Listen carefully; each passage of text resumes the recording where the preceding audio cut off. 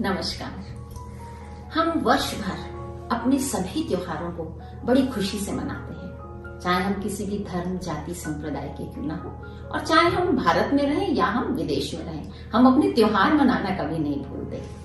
लेकिन कभी कभी यदि कोई हमसे पूछता है या हम स्वयं अपने आप से प्रश्न करते हैं कि आखिर इस त्योहार को मनाने का क्या कारण है, इसका क्या महत्व है, ये क्यों मनाया जाता है, तो हम शायद उसका उत्तर अपने आप को भी ठीक से नहीं दे पाते, क्योंकि हम भूल चुके होते हैं। मनाते हैं क्योंकि घर में बड़े लोग मना रहे थे, तो हम भी उस परंपरा को आगे निभाते चलते हैं। और यदि बच्चे पूछ लेते हैं कि मम्मी आप इस फेस्टिवल को क्यों मनाती हैं, तो हमको इतना कन्विंसिंग रिप्लाई हम उन्हें नहीं दे पाते।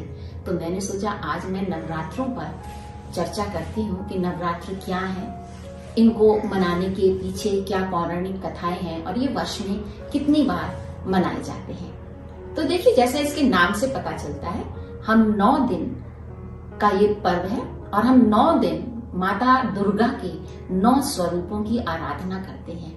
हर एक नवरात्रि पर माँ दुर्गा के किसी अन्य स्वरूप की हम आराधना करते हैं। जैसे पहले नवरात्रि के दिन हम माता दुर्गा के शैलपुत्री स्वरूप की उपासना की जाती है। शैलपुत्री जो है, उनके एक हाथ में त्रिशूल होता है, एक हाथ में वो कमल के फूल को धारण किए होती हैं। दूसरे नवरात्रि के दिन हम माता ब्रह्मचारिणी की उपासना करते हैं। ये भी माँ दुर्गा का ही स्वरूप है, जो शक्ति की देवी है, और इनके भी एक हाथ में जपने वाली माला होती है और एक हाथ में इनके कमंडल होता है। इससे हम आसानी से पहचान लेते हैं कि ये माँ ब्रह्मचारिणी है। तीसरे नवरात्रि के दिन हम माता चंद्र घंटा जी की उपासना करते हैं। ये ज्योतिर्मय हैं, प्रकाश से परिपूर्ण हैं और इनके मस्तक पर अर्ध चंद्र का चिन्ह बना होता है। चौथे नवरात्र के दिन हम माता कूष्मांडा की आराधना करते हैं, जो कूष्मांडा जो शेर पर विराजित हैं, और कहा जाता है कि इन्होंने ब्रह्मांड की रचना की थी। पांचवें नवरात्र के दिन हम माता स्कंद माता की उपासना करते हैं। ये भी माता दुर्गा का ही रूप है और स्कंद इनके पुत्र का नाम है, इसलिए इनका नाम स्कंद माता बना। और यदि आप इनकी प्रतिमा देखेंगे तो इनकी गोद में इनके पुत्र जो स्कंद हैं, वो बाल रूप में विराजमान रहते हैं। छठे दिन जो छठा नवरात्र है, उस दिन हम माता कात्यायनी की उपासना करते हैं। कहते हैं कि महर्षि कात्यायन की ये पुत्री हैं और ब्रज की गोपियों ने भी भगवान कृष्ण को प्राप्त करने के लिए इनकी उपासना की थी। सातवें दिन हम माता के स्वरूप, जिसको हम माँ कालरात्रि कहते हैं, उनकी उपासना करते हैं। इनका स्वरूप काले रंग का है, काले वस्त्र ये पहनती हैं, घुंघराले बाल इनके हैं, और जिस प्रकार से काल शब्द इनके नाम से जुड़ा है, तो किसी भी प्रकार का बड़े से बड़ा संकट यदि भक्त निष्ठा से इनकी आस्था से के साथ इनकी आराधना करते हैं, तो ये माँ उनके उस काल को नाश कर देती हैं। 8वें दिन हम माँ महागौरी की आराधना करते हैं, जो श्वेत वस्त्र धारण करती हैं और श्वेत उनके आभूषण होते हैं और वृषभ उनकी सवारी मानी गई है। 9वें नवरात्रि के दिन हम माता के सिद्धिदात्री स्वरूप की उपासना करते हैं। ये कमल पर विराजमान है और जैसे इनका नाम है, सिद्धि देने वाली, यानी कि आपके मन में यदि कोई भी संकल्प है, कोई भी इच्छा है, विचार है, जिसको आप सिद्ध करना चाहते हैं, सिद्ध का अर्थ होता है उसको पूर्ण करना चाहते हैं, तो कहते हैं कि ये माता जो है हमारी वो इच्छा पूर्ण करती है। अब आप देखिए, नवरात्र मुख्यतः हम 2 बार मनाते हैं, लेकिन वर्ष में नवरात्र 4 बार आते हैं। 2 नवरात्र गुप्त नवरात्र कहलाते हैं। ये गुप्त इसलिए कहलाते हैं क्योंकि ये जो 2 नवरात्र हैं, ये साधारण गृहस्थ जीवन के लोग इसको नहीं मनाते। ये वो मनाते हैं जो तपस्वी हैं, योगी हैं, महर्षि हैं, इस तरह के हैं, जो मतलब इनकी उपासना 9 दिन और 9 रात बिल्कुल एकाग्र चित्त होकर गुप्त स्थान पे बैठकर सिद्धि प्राप्त करने के लिए, ताकि उनको शक्तियां प्राप्त हो जाएं, उस दृष्टि से ये माता की आराधना करते हैं। इसलिए हम इनको गुप्त नवरात्र कहते हैं। ये 1 जनवरी फरवरी में आता है और 1 जुलाई अगस्त में आता है। अब जो 2 नवरात्र हैं जिनको हम सभी मिलकर मनाते हैं, एक आते हैं मार्च के महीने में, जब मौसम बदलता है, बसंत ऋतु आती है, इसलिए उनको हम कहते हैं बसंतीय नवरात्र। और दूसरे नवरात्र होते हैं जो शरद ऋतु में आते हैं, मतलब अक्टूबर के आसपास आते हैं, जिनको हम कहते हैं शारदीय नवरात्र। इन दोनों नवरात्रों को समाज में बड़ी उत्सुकता के साथ, उत्साह के साथ मनाया जाता है। पहले हम बात करते हैं जो वसंतीय नवरात्र हैं उनकी। इनके पीछे भी एक कथा है, पौराणिक कथा है, आपने बचपन में सुनी भी होगी, कि महिषासुर नाम का एक राक्षस था। हम सभी जानते हैं कि राक्षस वो है जिसके पास आसुरी प्रवृत्तियां बहुत हैं, जिसके पास शक्ति है, लेकिन वो अधर्म के लिए उस शक्ति का इस्तेमाल करता है। तो इसने महिषासुर ने ब्रह्मा की उपासना बहुत की। जब बहुत तपस्या की तो ब्रह्मा जी को इसको वरदान देना पड़ा कि बताओ तुम क्या चाहते हो। तो महिषासुर राक्षस ने कहा कि मैं चाहता हूं कि पूरे मृत्युलोक में, देवलोक में कहीं कोई मुझे मार ना सके, मैं हर किसी को हरा दूं, कोई मुझे जीत ना पाए। अब ब्रह्मा जी की उपासना बहुत की थी तो उन्होंने तथास्तु तो कह दिया, लेकिन वो मन में सोचने लगे कि अगर महिषासुर जैसे राक्षस अमर हो जाएंगे तो वाकई सृष्टि में प्रलय आ जाएगी। और वही हुआ। जैसे ही महिषासुर को और ये वरदान मिल गया, उसने तो अधर्म का तांडव मचा दिया, पृथ्वी पर भी और देवलोक में भी। अब सभी देवता बड़े परेशान हुए।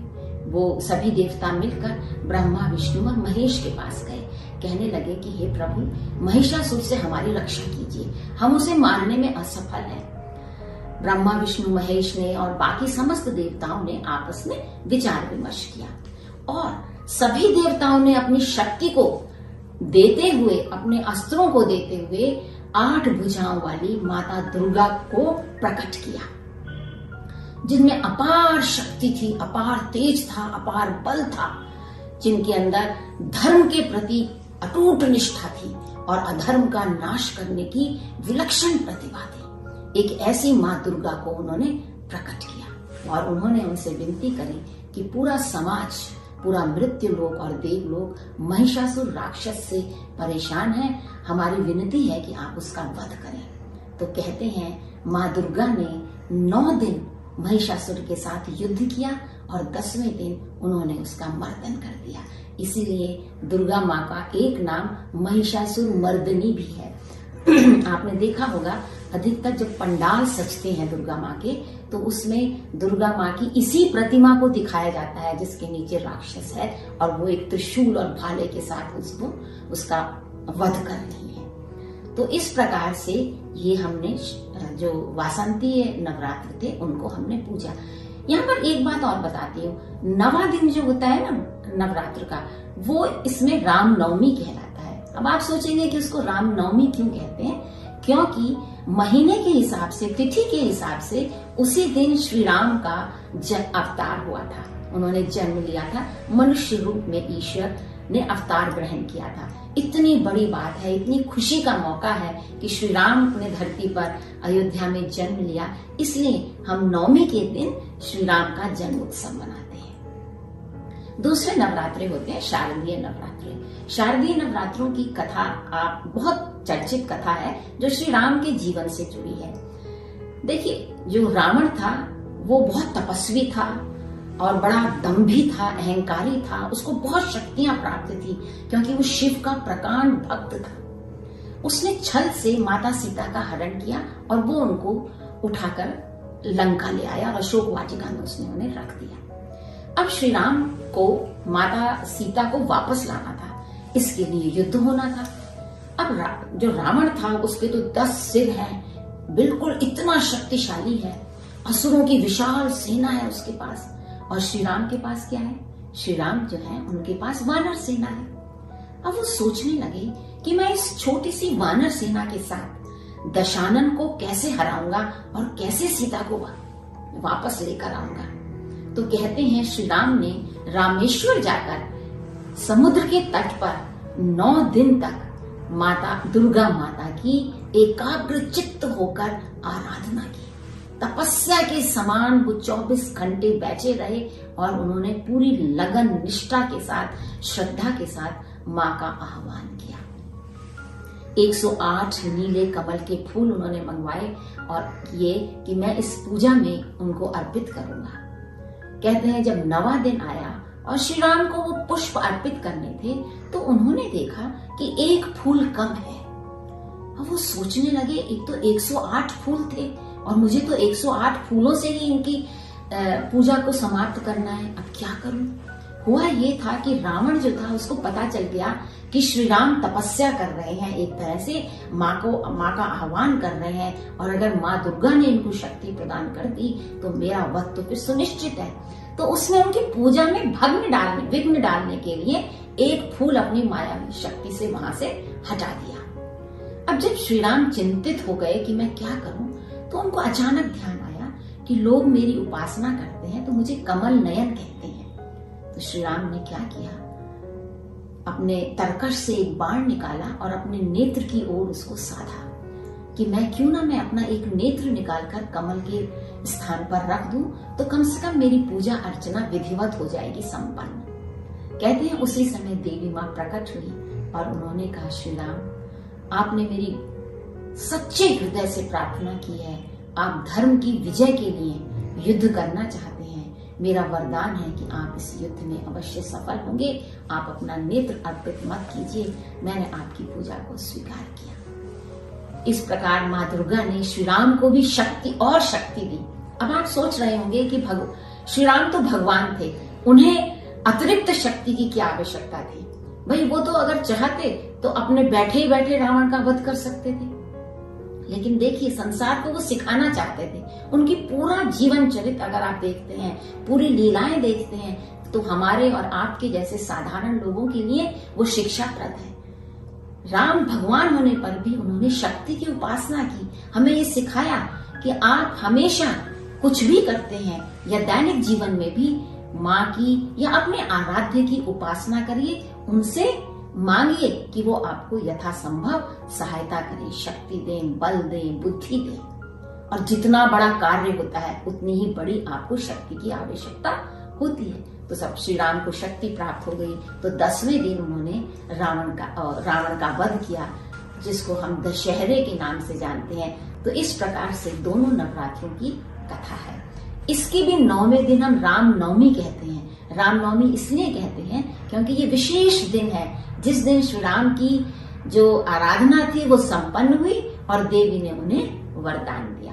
तो इस याद में श्रद्धा भाव से हम इस पर्व को मनाते हैं और हम हमेशा इसी प्रकार से मनाते रहे। आप देखिए दोनों कथाओं में आपने देखा कि वहां महिषासुर का वध करना था तो समस्त देवताओं ने अपनी शक्ति दी, माँ दुर्गा को अपने अपने अस्त्र भेंट किए ताकि वो धर्म की विजय के लिए उसका महिषासुर का वध कर सके। और इधर श्री राम ने भी शक्ति अपने अंदर एकत्रित की ताकि वो इस युद्ध में सफलता प्राप्त कर सके।